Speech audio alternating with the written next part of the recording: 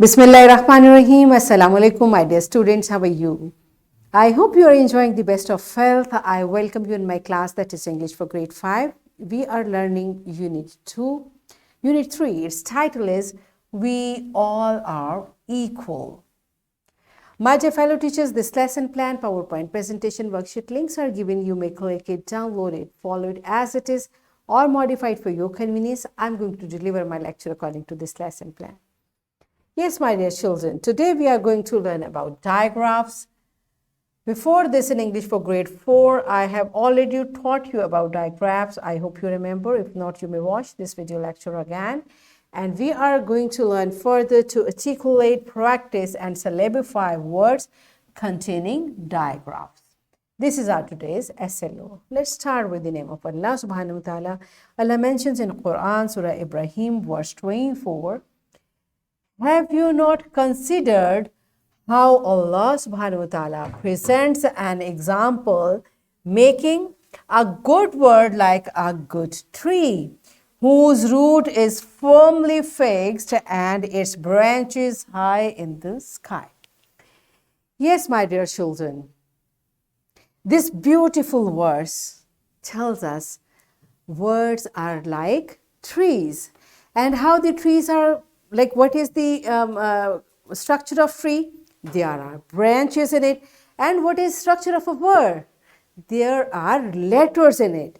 So if we want to say the words properly, we need to learn the articulation of letters properly. That we have already learned. So we will further practice it today. So first you tell me what are digraphs and what is consonant digraph. Okay, so pause the video and answer these two questions to your teacher. Yes, my dear children, I hope you remember and you have answered correctly that consonant digraphs refer to a set of consonants that form one sound like sh and ch. What happens basically, my children? Here you see there are two letters and both are consonants. So together, the rule of digraph is the letter leaves its own sound and make a new sound. All right. Now, if you look at this letter S, what is the sound of S? S, right? It's s, the way it makes it. And the H has its sound. But when they are together, it is not s. It's a new sound, that's sh sound, sh. The way it's in sh, the way it's in sheep. Do you understand? Likewise here, the sound of letter T is T and the sound of letter H is H. But when they are together, they don't give their own sound. They make a new sound, that's the sound or sound, the way we say thank you or they are coming. Okay, so this is the sound of this digraph. Remember, we have learned it. Good. So here it's letter C. And what is the sound of C? It's K. And what is the sound of letter H? But when they are together, they don't give the sound K. They give sound Ch, like in cheer, in cheese. Do you understand? Do you remember? Okay, so we have learned all these digraphs earlier. And because all these digraphs, here we call them consonant digraphs. Why? Because they are, all the letters in these digraphs are consonants. That's right. Here are the examples. Okay, now we know the sound of this digraph is ch sound. And look at this. Cheer, cheese, chess, chop, right? The next is th, thunder, thermos, and throne. All right.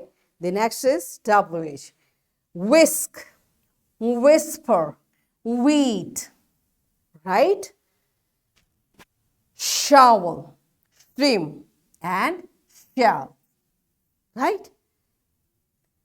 And phone, photo, pharmacy.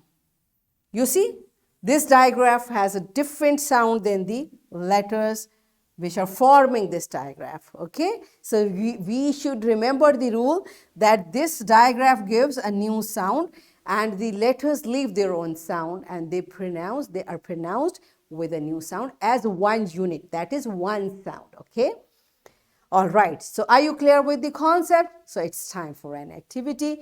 What we are going to do, teacher will write the beginning digraphs on board and ask each student to tell a word that contains a digraph.